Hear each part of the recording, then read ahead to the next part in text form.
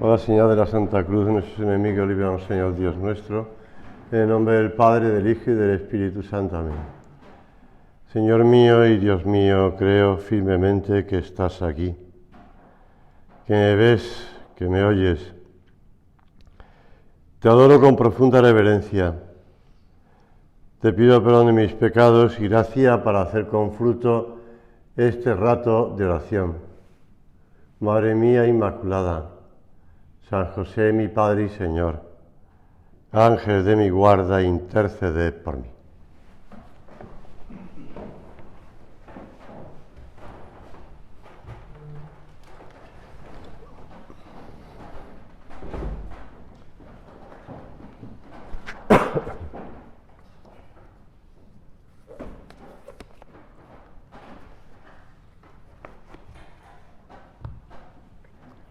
Las malas lenguas,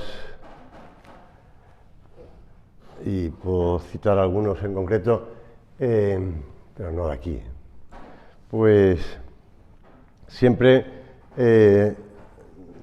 hacían llegar el rumor de que un lugar de mi población natal, de San Fernando, Cádiz, pues tenía el nombre y tiene nombre, es una especie de puerto pequeño, Zaporito, y lo atribuían siempre a un cambio producido por los andaluces, que han ido cambiando y que proviene de San Hipólito.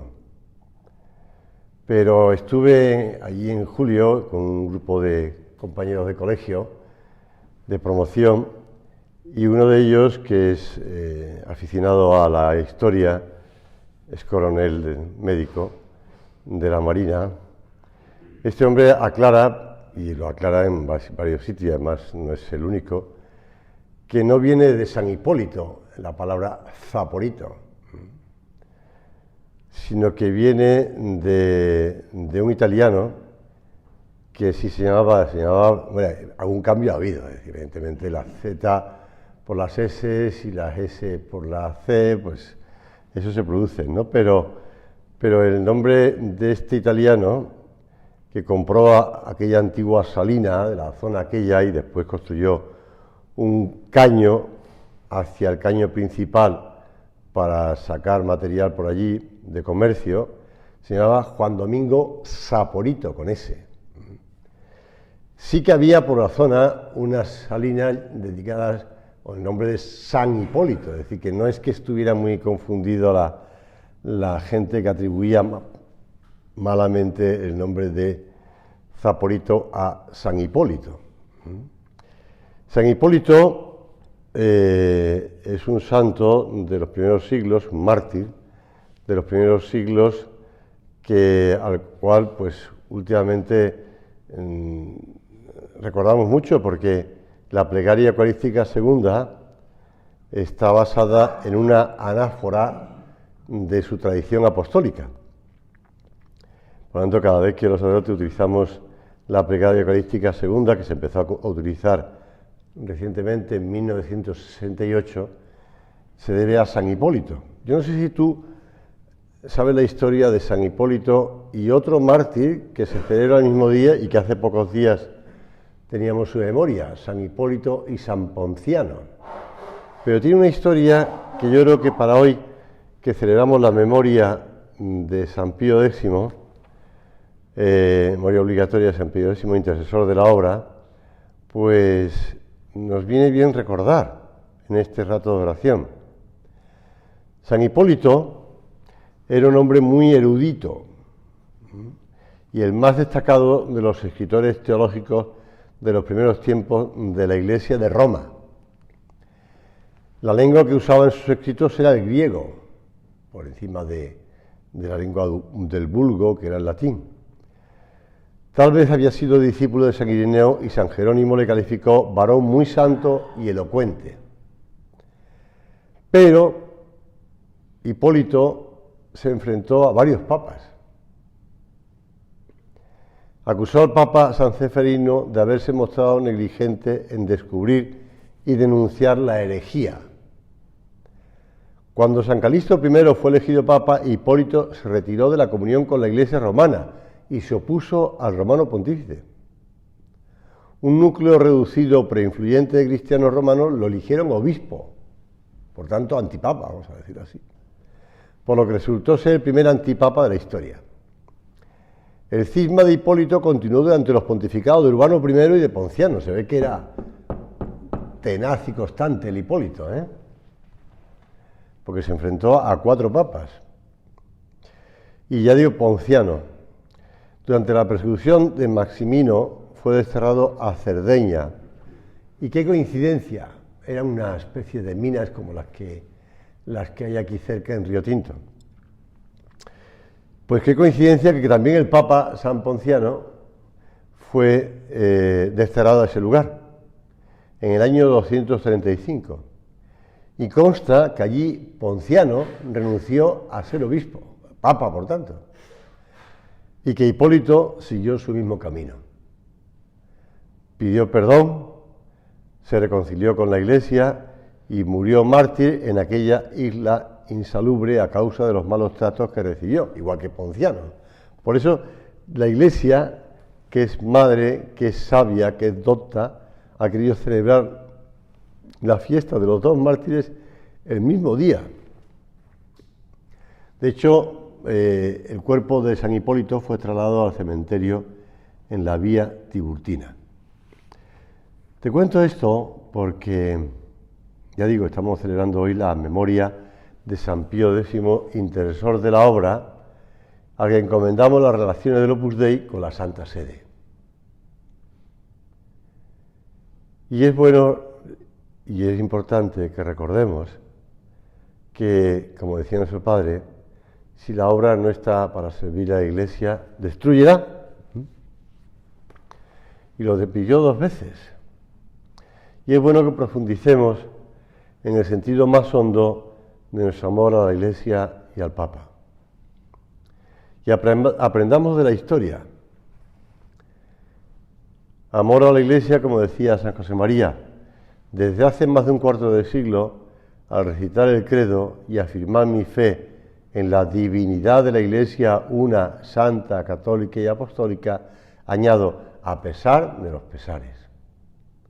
Cuando he comentado esa costumbre mía y alguno me pregunta a qué quiero referirme, respondo, a tus pecados y a los míos.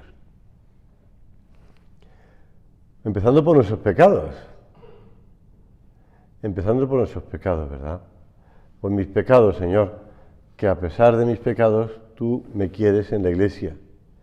Y me quieres no solamente en la Iglesia, en tu santa Iglesia, sino que además me quieres pues que reciba toda esa ayuda, toda esa sangre arterial, como le gustaba decir a San José María, de la comunión de los santos en la Iglesia.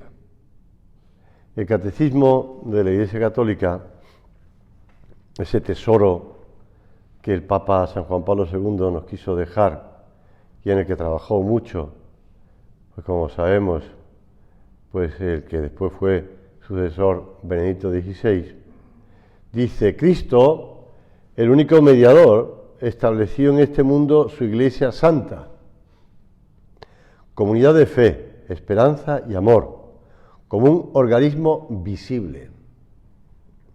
La mantiene aún sin cesar para comunicar por medio de ella a todos la verdad y la gracia. Es una comunidad visible. Por lo tanto, todo lo que es visible, pues se puede ver tanto sus méritos, por decirlo así, o sus frutos de santidad, como también sus pecados. El Señor en la última cena nos lo dice claramente, que sean una sola cosa, así como nosotros lo somos, se está refiriendo al Padre. Clama a Cristo, a su Padre, que todos sean una misma cosa. Y que tú, oh Padre, estás en mí y yo en ti, así sean ellos una misma cosa en nosotros. Todos recordamos esas palabras del Papa, que ya he citado antes, San Juan Pablo II, en el que está clamando por la unidad de la Iglesia y clamando por el escándalo el escándalo que produce la desunión de los cristianos. Cristo, como sabemos, sigue manteniendo en su oración al Padre ese deseo de la unión de los cristianos. Y sigue pidiendo. Eso que dijo en la última cena no es una oración que se acabó ahí.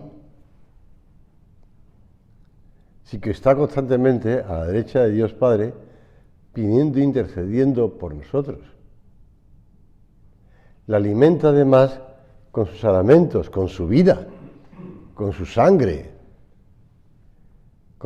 que nos va vivificando, que nos va constantemente alimentando. No es una realidad humana ni sentimental, sino que brota de la cruz y se sigue alimentando de su cabeza y pastor. En la oración sacerdotal que te he dicho antes, que recoge San Juan en esos capítulos suyos de la última cena, Jesús dirige al Padre después de haber instituido la Sagrada Eucaristía y el sacramento del orden. Y esas palabras que repetimos todos los días en las preces de la obra, ut omnes unum sint, sicut tu pater in me et ego in te. Ut sit unum sicut en nos unum sumus. Lo repetimos todos los días en las preces y es bueno que los recordemos y ahora también la repitamos.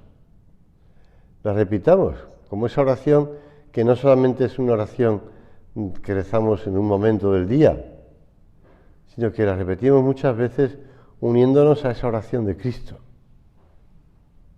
Porque en el fondo nosotros lo que tenemos que hacer es no dormirnos como los apóstoles en el huerto de los olivos, sino unirnos a la oración de Cristo. Porque esa es la eficacia de la oración. Que nos unamos a la oración de Cristo, no que sea nuestra oración.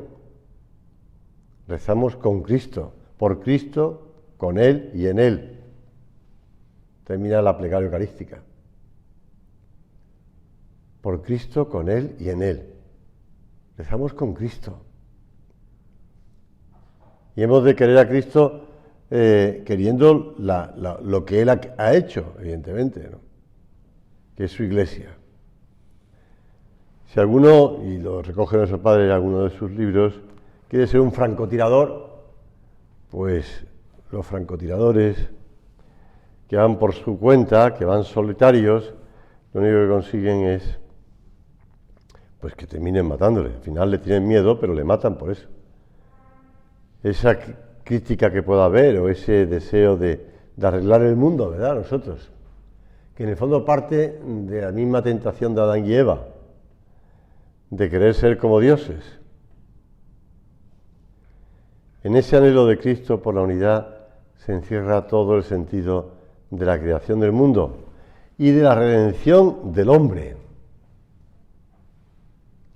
Ahí se condensa el fin y el fruto de su entrega en la cruz, de su resurrección y de su ascensión al cielo, del envío del Espíritu Santo, de la Eucaristía y de los demás sacramentos, de la Iglesia misma, que todos, unidos a Cristo, lleguemos a la unión con el Padre por el Espíritu Santo. Bueno, ¿cuántas veces lo hemos oído repetir a nuestro Padre que la misa no es acción humana sino trinitaria? Trinitaria. Por eso cuando, comentando estas palabras de Jesús, te decía antes el Papa San Juan Pablo II, decía, la comunión de los cristianos no es más que la manifestación en ellos de la gracia por medio de la cual Dios los hace partícipe de su propia comunión, que es su vida eterna. Yo recuerdo cuando estaba yo en Roma, pues que quisieron sacar ese documento y ahí pues no solamente trabajaba el cardenal Ratzinger, sino que también otros pues personas de la obra, ¿no? Que trabajaron con ese deseo de recordar lo que el Vaticano II había dicho con mucha claridad. La Iglesia como comunión. La Iglesia como comunión. La Iglesia, la familia de Dios. Me gustaba mucho repetirlo a San Juan Pablo II, la gran familia humana, la gran familia de Dios. Y nosotros queremos pertenecer a esa familia, la familia que es Dios, uno y trino. Y añade, las palabras de Cristo, que todos sean uno, son pues la oración dirigida al Padre para que su designio se cumpla plenamente, de modo que brille a los ojos de todos cómo se ha dispensado el misterio escondido desde el siglo en Dios, creador de todas las cosas, el misterio de comunión. Y añade, esto es en la Unum Sint. Creer en Cristo significa querer la unidad. Querer la unidad significa querer la Iglesia. Querer la Iglesia significa querer la comunión de gracia que corresponde al designio del Padre desde toda la eternidad. Este es el significado de la oración de Cristo ut unum sint. Nosotros no podemos olvidarnos de esto, no podemos dejarlo como de lado y pensar, bueno, pues con categorías humanas, ¿verdad? Y una lucha de poder, ni una lucha de influencia. Qué importante es vivir lo que tantas veces nos repetía nuestro Padre, la humildad colectiva. La humildad colectiva. Y si pues se producen contradicciones, como decía nuestro Padre, las contradicciones de los buenos, pues hemos de saber que el Señor permite, y lo permite para que también nosotros seamos más humildes y nos demos cuenta de que estamos aquí para servir a la Iglesia, y no para otra cosa.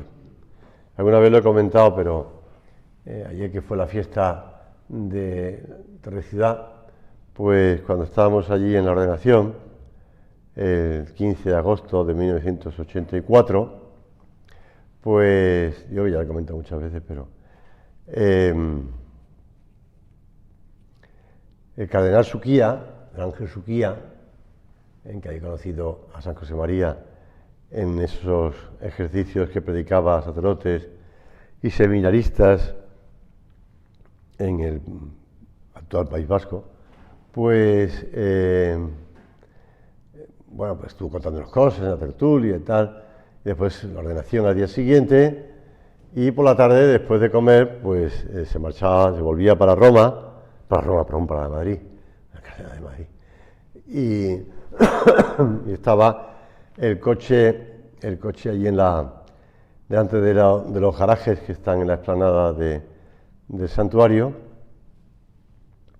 y estábamos un grupo de recién ordenados, pues despidiéndonos de él y agradeciéndole y tal.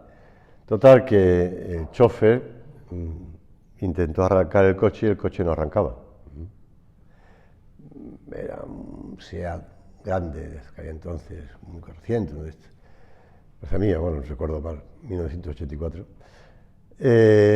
Y entonces, pues nada, pues ante la mirada del cardenal, pues se metió en el coche, el chofer también, y los recién ordenados, pues empujamos el coche hasta que arrancó, y ya se pudo marchar a Madrid.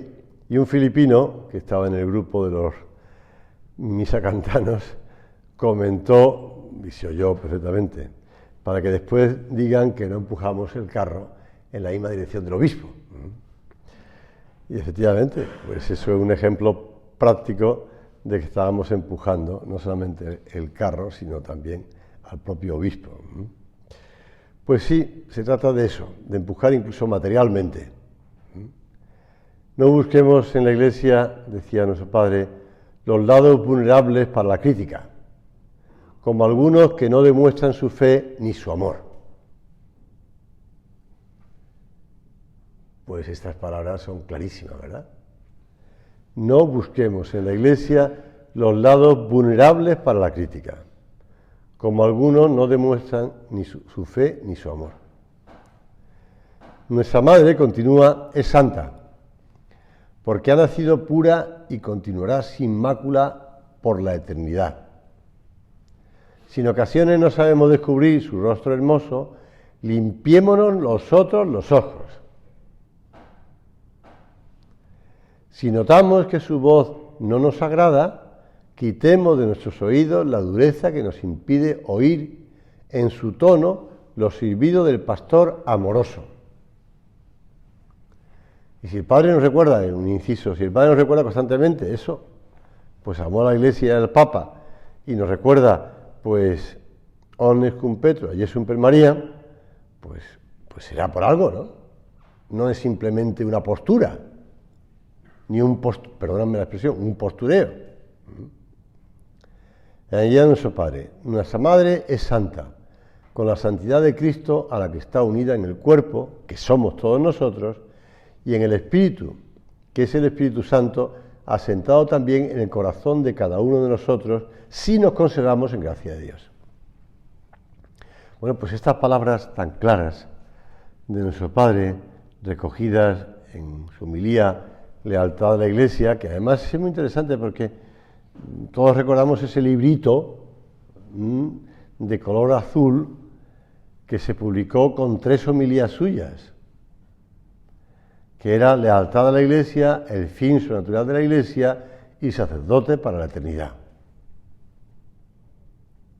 Son 3 homilías de nuestro Padre, o 3 meditaciones, como quieras, de nuestro Padre, claramente recogiendo ese tema. Después ahí había 2 escritos de don Álvaro, el Beato Álvaro, pero bueno, lealtad a la Iglesia. 4 de junio de 1972, es la fecha que se habla de esta meditación o esta homilía de lealtad a la Iglesia. Señor, que sepamos luchar contra el espíritu crítico, evitando cualquier crítica y haciendo corrección fraterna para evitar crítica. Porque se nos pueden ocurrir que tenemos motivos suficientes para criticar, pero no. Hay un arqueólogo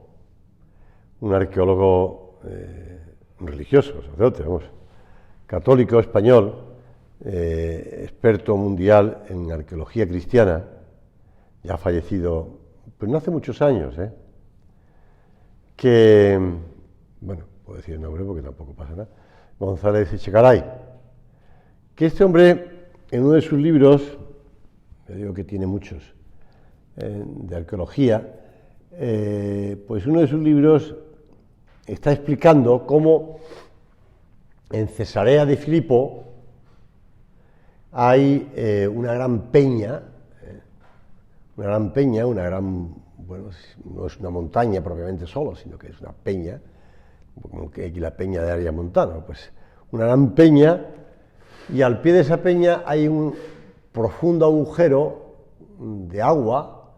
Se piensa que allí es una de las fuentes del Jordán. Y además, pues justo al lado de esa gran peña y de ese agujero, por la mitología antigua, pues estaba un templo dedicado al dios Pan, que es el protector, digamos, de las puertas del infierno. Entonces, eso le da ocasión a González Echegaray a explicar que por eso Cristo, en ese lugar, habla de las puertas del infierno, de Pedro, la roca sobre la que va a edificar su iglesia, etcétera, etcétera, etcétera. Bueno, cuando leía esto, a mí me gustó porque es llamativo, ¿no? Está situando unas palabras de Cristo en un lugar muy apropiado.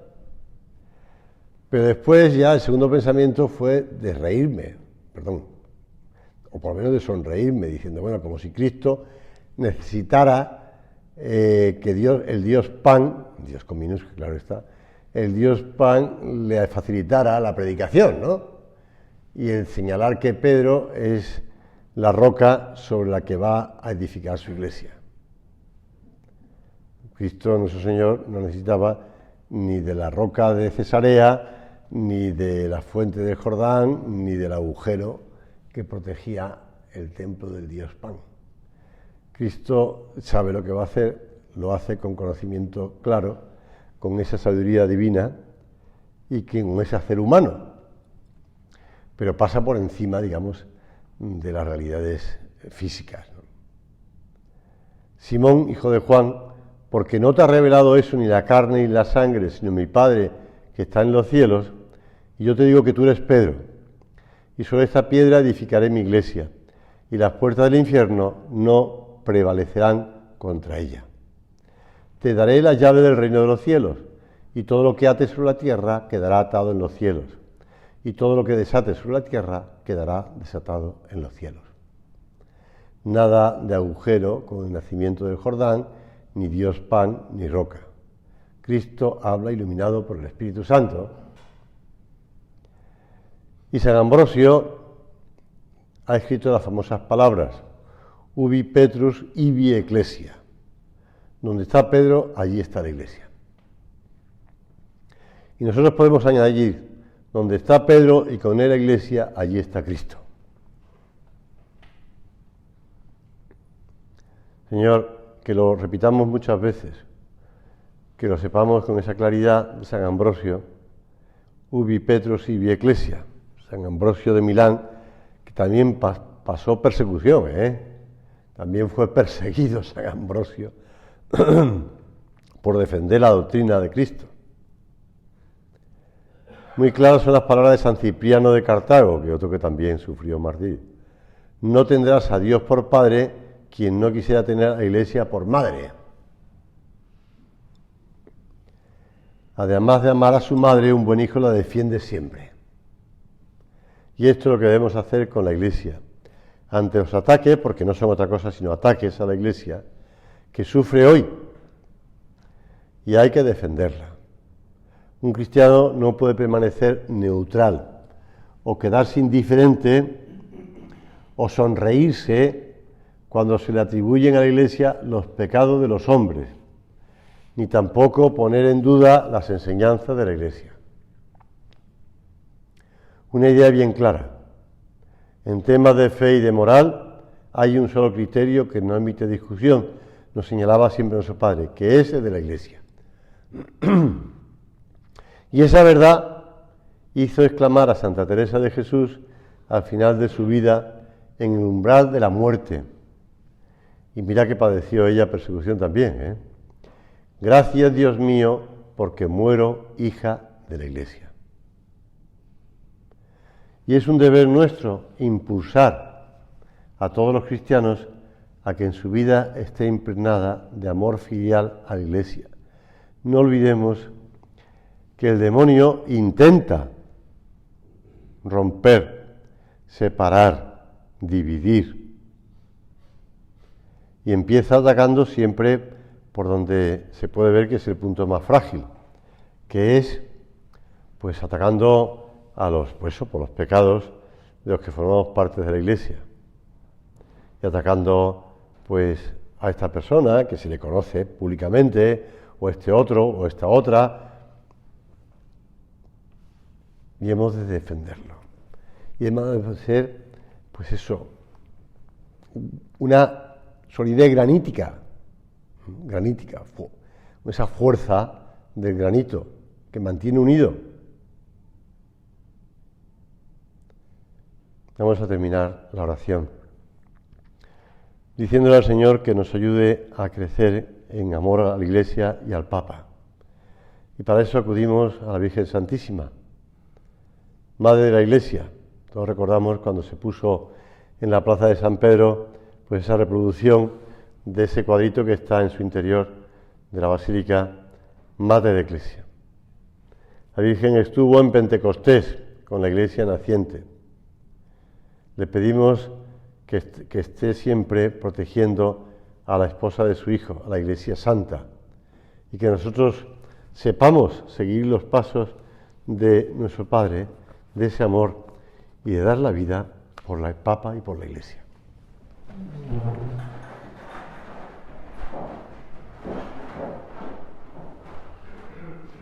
Gracias, Dios mío, por los buenos propósitos, afectos e inspiraciones que me has comunicado en esta meditación. Te pido ayuda para ponerlos por obra. Madre mía Inmaculada, San José, mi Padre y Señor, Ángel de mi guarda, interceded por mí.